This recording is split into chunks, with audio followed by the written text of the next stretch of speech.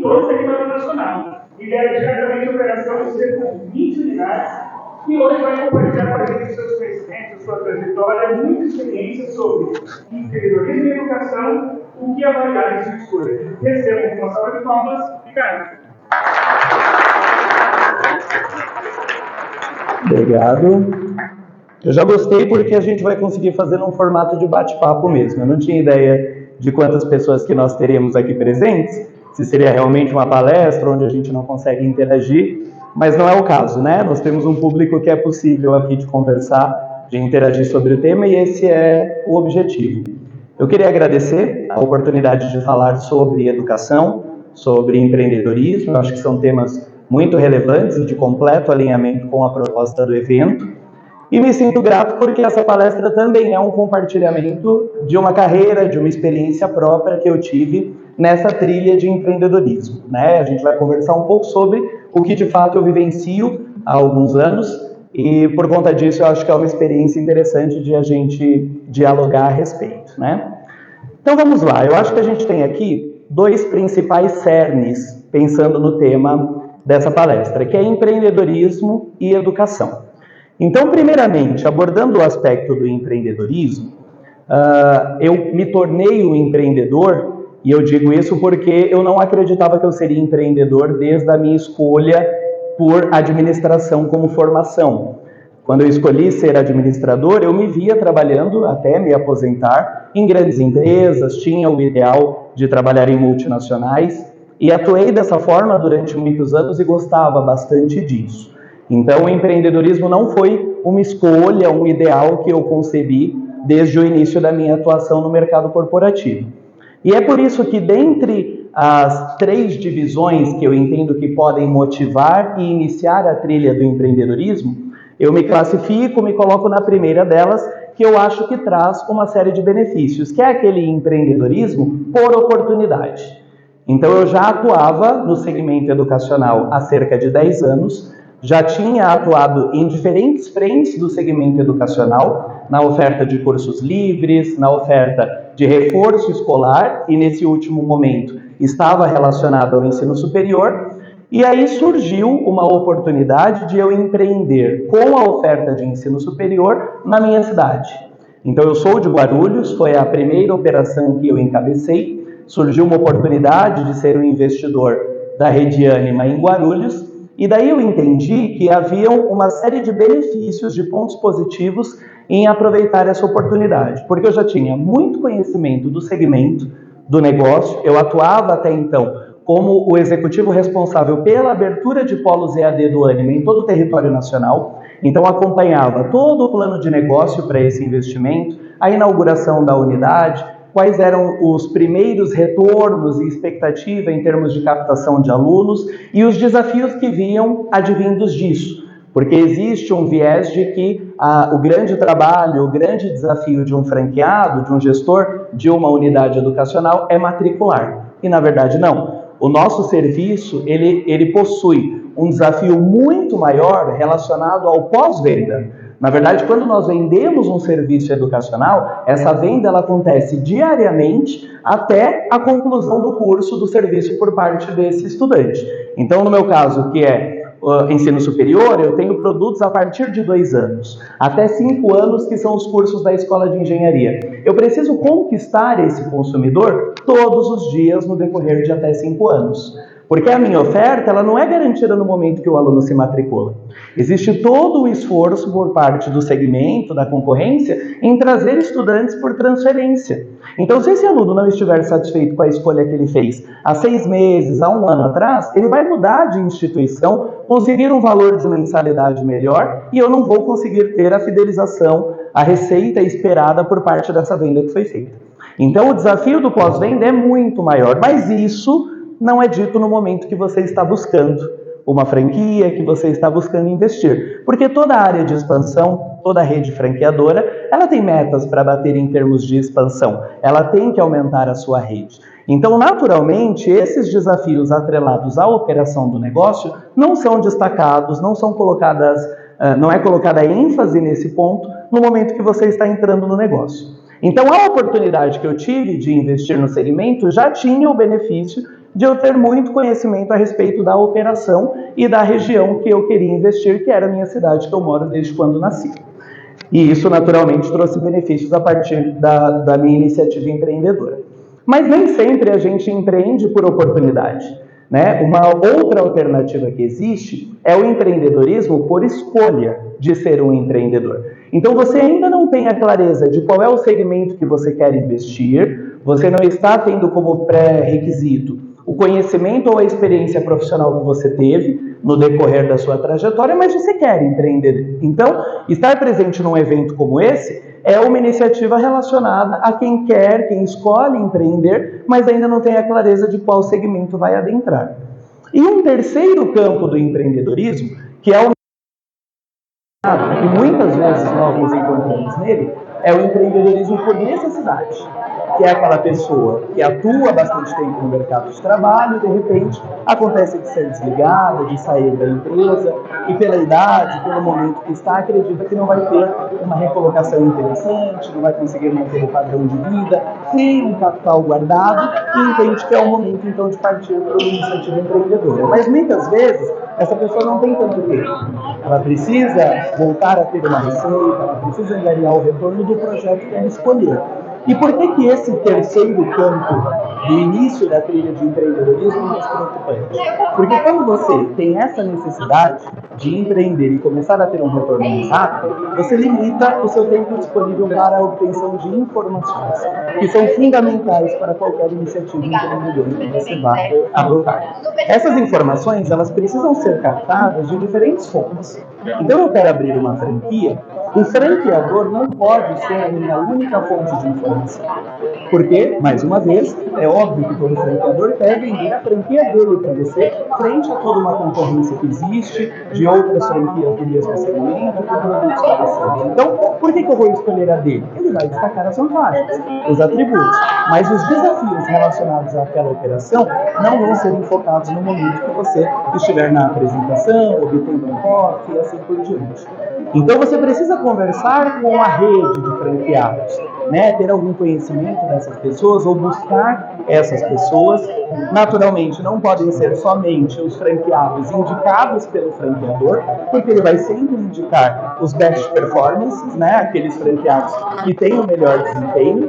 E isso é interessante, entender o porquê que ele tem esse melhor desempenho, mas por que outros franqueados da rede não têm o mesmo desempenho? Quais são os aspectos que interferem?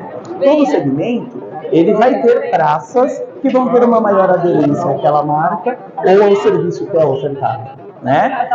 A maioria dos contratos hoje de franqueadores não possuem mais reservas territoriais de atuação. Então, cada um dos franqueadores tem o seu público-alvo almejado para o crescimento daquela franquia e eles vão determinar um perímetro para aquela atuação. Em regiões mais verticalizadas, você vai ter franquias mais próximas. Diferente de cidades ou regiões, bairros de São Paulo, por exemplo, que você tem uma característica mais residencial, horizontal, com uma reserva populacional menor em determinado perímetro, teoricamente eu tenho mais distância entre as franquias. Mas qual é o retorno que isso na prática me dá? Será que tem um perfil de franquias que tem uma melhor captação, uma maior aderência num público de renda mais alta, de renda mais baixa? Tudo isso precisa ser pesquisado por parte do interessado anteriormente. Então nós temos que, de fato, bater na porta das franquias, das unidades, da rede que nós temos interesse, para conversar com os gestores ou os franqueados, se estiverem diretamente na operação, para obter essas informações. Conhecer também a concorrência, então eu tenho interesse em ter a marca A. Quais são os principais concorrentes da marca A? Eu preciso conversar com eles também, entender quais são os diferenciais, quais são os apelos que eles adotam, para entender se aquele serviço, aquela marca que eu estou escolhendo, vai me dar atributos suficientes para que eu tenha uma boa atuação. Então, informação, independente de eu estar escolhendo empreender por oportunidade ou porque eu decidi ser um empreendedor mesmo não sabendo o segmento ainda que eu vou adotar, ou por necessidade, ter muitas informações e não ter o franqueador como única fonte de informações é determinante nessa empreitada. Né? E aí, como eu comentei, eu atuei muitos anos na expansão, né, da rede de polos Ânima, de algumas redes de franquia também. E por que eu escolhia barrar o processo de abertura de alguns interessados. E isso gerava uma série de discussões internas, porque nós temos metas vamos fazer a cabeça desse mas que mais a gente tá importante do que gravando? bater a meta de abertura Oi, de meu unidades amor. é essas unidades alcançarem crescimento, rentabilidade e querer expandir a sua rede. Porque o esforço que eu faço para abrir uma segunda unidade para você, que já é treinada, que já conhece a minha identidade, a minha operação, é muito menor do que atrair o às vezes é um vinho, um Mas o que drink, vai uma fazer você aguinha querer abrir de uma segunda, uma tráfego. terceira unidade e assim por diante? Ter rentabilidade desde a primeira que você abriu. E é muito importante que o perfil desse franqueado aberto na primeira unidade tenha bastante aderência com a proposta do meu negócio. Então, por isso que eu barrava muitas pessoas, porque quando você ouve, não, eu quero abrir uma franquia, escola EAD, porque eu ouvi que tem muita rentabilidade. Não pode ser assim. Porque Então, começa. Será que você tem uma boa linguagem corporal em eventos de networking? Que faz um negócio ser Estou aqui na bem-sucedido. Expo Empreendedor. Você precisa ter aderência com as características desse negócio. Precisa ter as competências relacionadas à oferta desse produto e serviço. Né? Um outro aspecto crucial, quando a pessoa procura uma alternativa de investimento porque ela quer trabalhar menos. E sim, as pessoas dizem isso nas entrevistas, né? Quando você está conhecendo tem uma boa linguagem corporal em eventos de networking. Ah, não, eu quero abrir uma franquia. Aqui na Expo Empreendedor, que agora a eu quero gente trabalhar sabe que tem um menos, objetivo. por isso que eu estou procurando uma franquia, para que eu não tenha preocupação com o negócio, vocês já vão me dar tudo pronto, tudo formatado. Eu quero só trabalhar menos e ganhar que dinheiro. melhoram a comunicação. É isso, né? Desde que eu me tornei empreendedor, nunca trabalhei tanto na minha vida. Às vezes dá um pouquinho de saudade de ser funcionário para quando bate no ponto, realmente eu poder pensar em outras coisas. Porque quando você tem o seu negócio próprio, a sua rede, você está pensando sobre isso 24 horas do dia, todos os dias do ano. De como melhorar a comunicação das preocupações e da sua gestão. Você pode não estar presencialmente no negócio, mas você está pensando nele. Então, esse viés de vou trabalhar menos ou não vou ter tantas preocupações, porque eu estou comprando um modelo que já existe, já é testado, deu certo, primeiro que não significa que na sua praça, sob a sua gestão, ele também vai dar certo. Você vai ter que trabalhar muito mais porque não é mais só sobre você. É sobre todo o colaborador que você vai ter para operar o seu negócio. E isso já onera o desafio de pode falar que ela manda. Terceiro ponto que a gente precisa destacar sobre empreendedorismo nessa tomada de decisão. Qual é o seu intuito operacional, a sua atuação frente a esse objetivo de empreender? Você quer ser um sócio ou um gestor investidor? Eu queria agradecer, Mike, agora ele vai vir o telefonema, porque ele está cobrando 20% do seu cachê. Fica a dica aí, dá aquele telefonema. Esse é o primeiro principal ponto positivo para o sucesso do negócio que você está abrindo. Porque se você vai operá-lo, você vai dominá-lo. Você vai conhecer os sistemas, os processos, a característica do seu consumidor. E aí, mais uma vez, entra o alinhamento das suas competências com o produto ou serviço que você vai ofertar. Isso é determinante para a sua franquia ou a sua rede de franquia. Dicas para você melhorar a sua comunicação quando você está nesses eventos. Os colaboradores que vão operar toda a sua rede, toda a sua unidade. Você consegue falar sobre isso com propriedade, né? Avaliar o serviço que esses colaboradores estão fazendo. Aí eu acho que eu vou ter que ler. Eu não lembro de cabeça. Agora, muitas pessoas, até quando eu posso fazer em off. de serviço, eu vou fazer aqui com áudio, né? Deixa eu falar. Muitas vezes a pessoa quer ser um investidor. Eu tenho capital, eu vou investir nesse negócio, mas eu não quero diretamente operá-lo. Já tenho uma outra atuação. Enfim, também é um caminho possível. Quando você está falando com alguém, se inclina levemente em direção à pessoa, ela finge que você está interessado no que ela está falando. Investidor, é fundamental que você tenha um braço direito, um sócio, uma pessoa com muita aderência ao negócio, uma relação de confiança estabelecida para que essa operação aconteça. Porque se você entende que somente contratar um colaborador, treiná-lo, capacitá-lo, vai ser o suficiente para a gestão das suas próximas unidades, a gente nunca tem segurança. Não desvie o olhar e nem cruze os braços. E se você tem uma rede de 5, 6, 7 unidades, cada uma dessas unidades tem um gerente.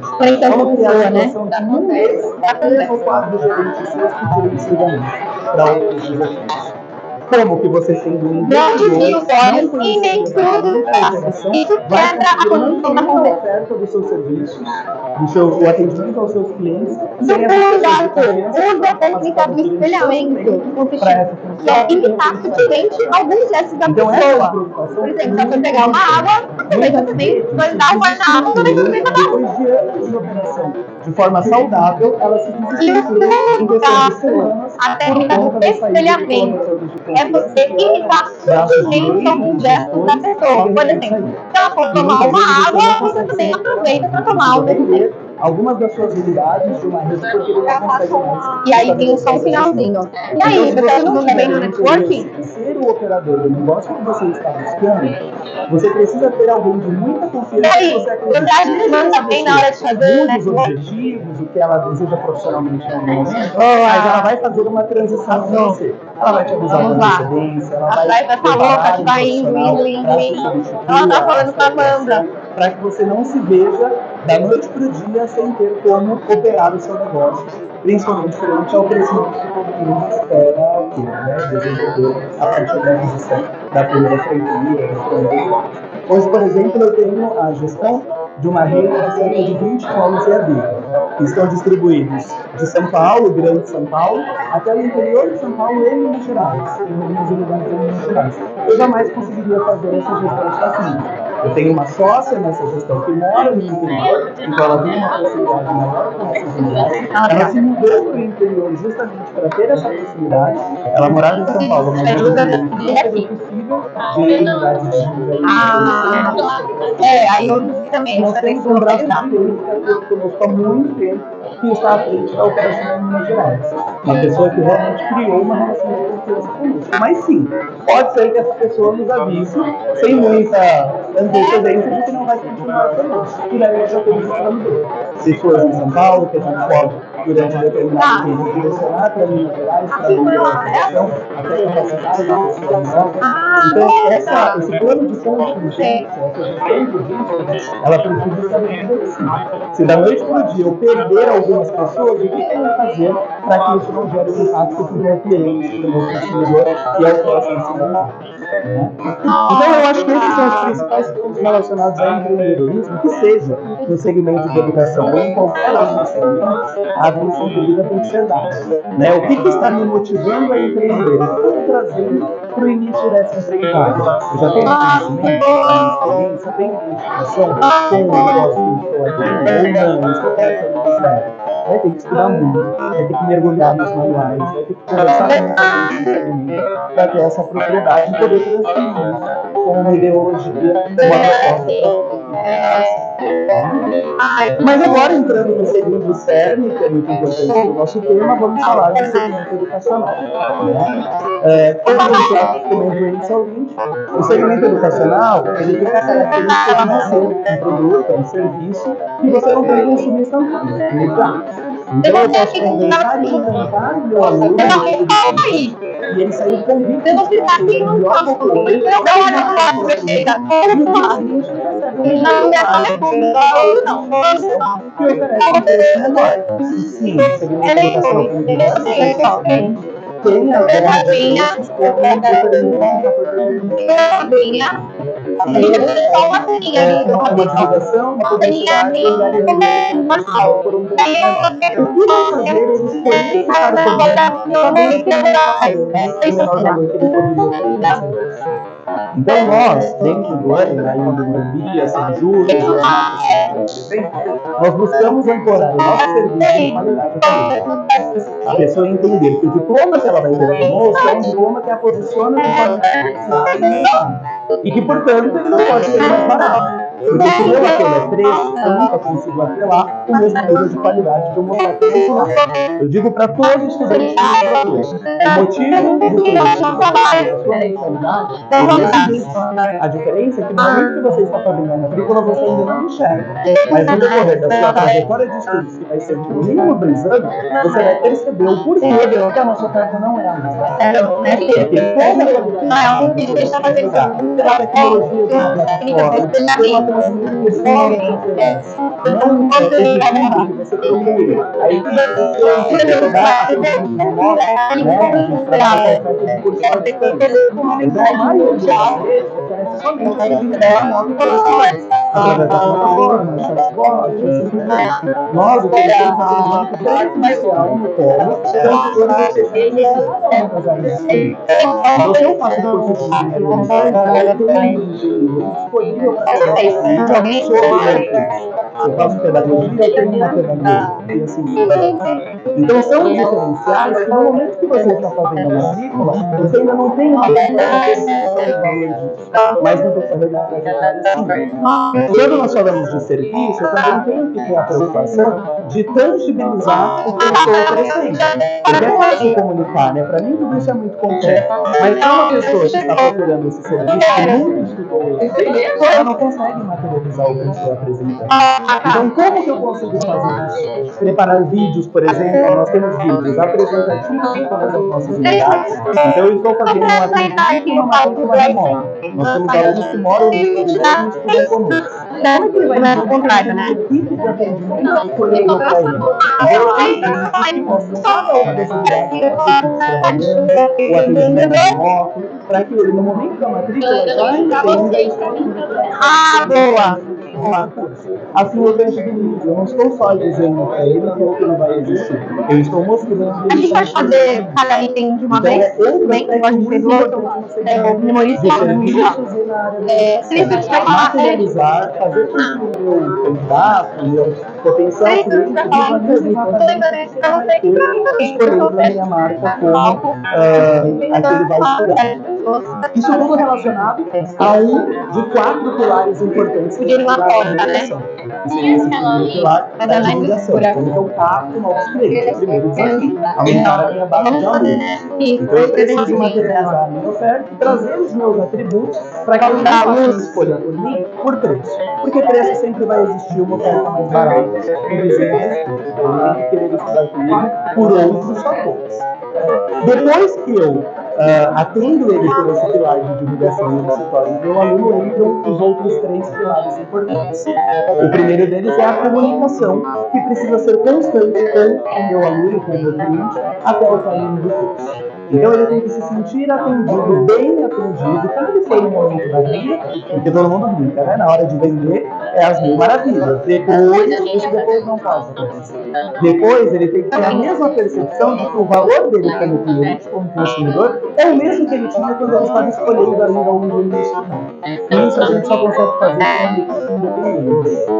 Muitas operações na área da educação, franquias de cursos de idiomas, franquias de cursos livres, acumulam no mesmo profissional, naquele mesmo atendimento, o atendimento pré e pós-matrícula. Então a mesma pessoa que está ali para vender o material didático, para fazer uma esse profissional geralmente ele recebe direcionamento somente no momento da venda, no momento que ele faz a matrícula. Nesses 2 casos, aonde vocês acreditam que ele vai dar mais importância? Para novos clientes, novos candidatos que ele vai fazer a matrícula e ganhar comissionamento, ou no atendimento posterior que ele só está fidelizando aquela pessoa que ele vai receber o comissionamento e vai receber. Então é por isso que a maioria das unidades dentro do segmento educacional oferta uma retenção no pós-venda, porque a mesma pessoa vai dar o direcionamento somente quando ela mais necessita. E assim eles têm Pra você que já mim, porque o preço que eu falo da nova temporada do Shark Tank da milhares. Então vamos lá. Constante desse estudante. Do primeiro dia que ele é um aluno matriculado até o dia que ele participa. Isso é outro fator. Eu vou trocar isso, tá? O terceiro pilar é a questão é a questão da gestão da nossa rede. E aí a gente traz atributos que não são relacionados somente à educação. É muito comum que o psicólogo termine a psicologia e abra um consultório. o fisioterapeuta abre uma clínica, um Eu acho que dentista, essa tem fora que advogado. que você tem que lembrar E por que que muitos uma cadeira desses precisa negócios não estudar. estão Então, você tem porque as que cadeiras que criar formam a esses sua profissionais não trabalham competências na área de gestão de negócio. Então, a pessoa é um excelente dentista, um excelente fisioterapeuta, mas ele não sabe gerir o negócio, ele não entende de competências necessárias para a questão de contas a pagar, contas a receber, para fornecedores, produtos, registro de contrato adequado. Então, a gente tem desde talvez de e ainda mas eu poderia ter visto na área da educação. E nas cadeiras de licenciatura, na formação de educadores, nós não trabalhamos nessas cadeiras. Então, entender que nós precisamos nos capacitar e entender da gestão do negócio de forma independente da operação também é um ponto determinante. A gente precisa ter essa segurança para que o negócio não só seja muito viável pela questão do posicionamento, da marca financeira, da captação de alunos. Isso é muito comum. Nós tínhamos constantemente isso quando eu trabalhava por parte da transportadores. Nós tínhamos que constantemente falar que era preciso para tratar as questões de gestão, questões financeiras. Porque a pessoa tem um número de alunos extremamente expressivo e não conseguia pagar as cargas. Mas como isso é possível? Porque essa receita é uma das mais importantes. Só que quando nós colocaremos tudo isso dentro de uma DRE, dentro do balanço, não existia o dinheiro saía por todos os lugares que eu posso imaginar e o franqueado não via. Porque o franqueado é um excelente operador, mas ele não tem a competência de administração, que é a parte de gestão. E quando você tem uma gestão, isso passa a repetir demais aquela de confiança, muita confiança, porque a gente está falando da receita do negócio e das obrigações financeiras que possam encabeçar essa. E o último pilar, que é determinante na área da educação, é a identificação e o conhecimento da proposta acadêmica, da metodologia que vai ser ofertada. Né? Se você não domina os diferenciais daquela proposta, daqueles cursos, da plataforma acadêmica que é usada, da metodologia, como que as pessoas são desenvolvidas estudando com você, você se torna mais bom no mercado. Né? Então, dominar a proposta acadêmica, a proposta metodológica, é outro ponto fundamental para que o seu negócio na área da educação seja. Então, os 4 pilares que a gente tem de operação de uma franquia, de um polo de emprego, de um negócio é a divulgação, a estratégia, é a melhor maneira de conseguir você pode melhorar, e é isso. Eu vi que você tem mais dicas assim rápidas pra falar em público. Agora eu preciso ir, que vai começar a aprender. Tchau. São 4 pilares com uma cadeira que sem um deles alguma coisa vai bambear e vai dificultar o crescimento. Hoje nós temos nós temos uma operação com quase 10 mil alunos ativos. É um número mais expressivo do que muitos colégios, muitas instituições, e eles estão espalhados geograficamente. Então, após a pandemia,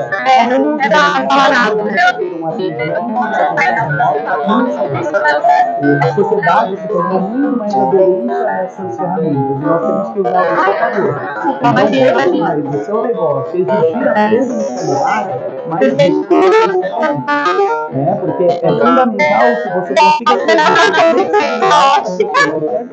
o seu serviço como contratado, mas tem uma série de outros afazeres, muitas vezes não mora próximo, você está até próximo do trabalho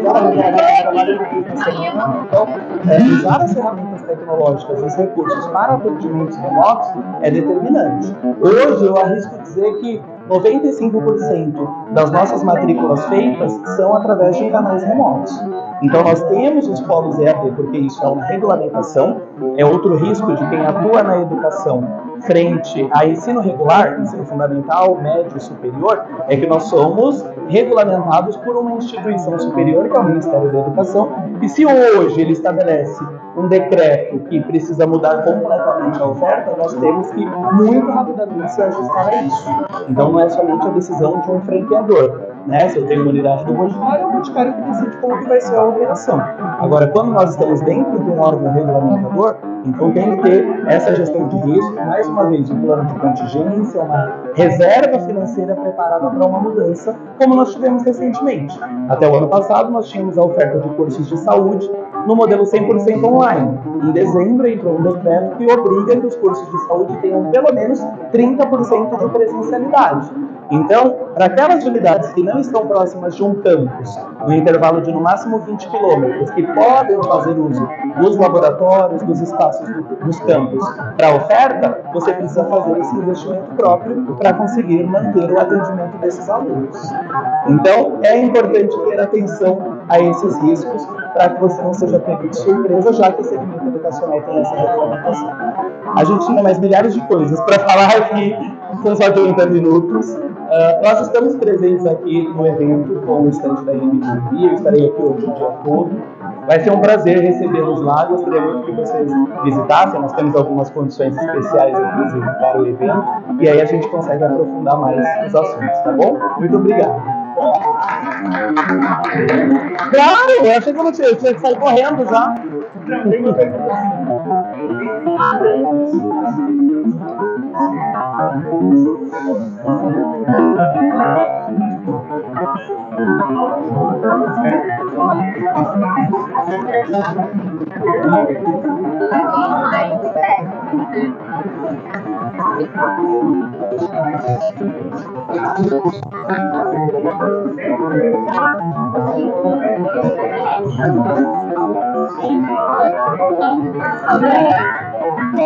Na verdade, foi uma mudança de cultura. Eu entrei em 2015 para fazer a gestão dos polos. Até então, a Universidade de Brasília, ela tinha a gestão da Laureate, que era uma rede nacional no Brasil, e nos últimos anos, o ELIMA passou a ser o grupo que faz a gestão dos polos que atende o programa da Laureate. E quando eu entrei, existia uma preocupação muito grande com a abertura, número de abertura de polos. E aí, muito rapidamente, eu percebi que o número de abertura de polos era quase igual ao número de fechamento de polos, mas essas eram métricas de áreas independentes. Uma área cuidava de fechamentos e outra de abertura. Então não existia um alinhamento sobre isso. Quando eu juntei essas informações e apresentei, eu falei, galera, a gente está trabalhando para enxugar gelo, né? Está patinando, um esforço gigantesco que não traz um resultado prático no final de crescimento da nossa rede.